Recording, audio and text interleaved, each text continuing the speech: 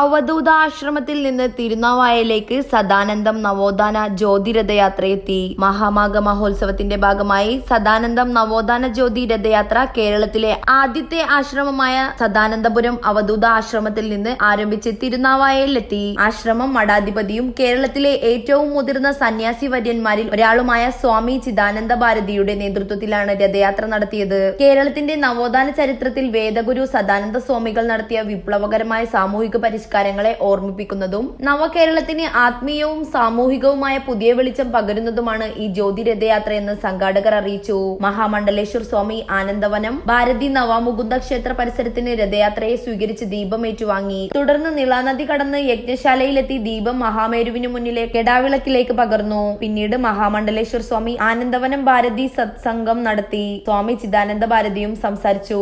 News desk news 99.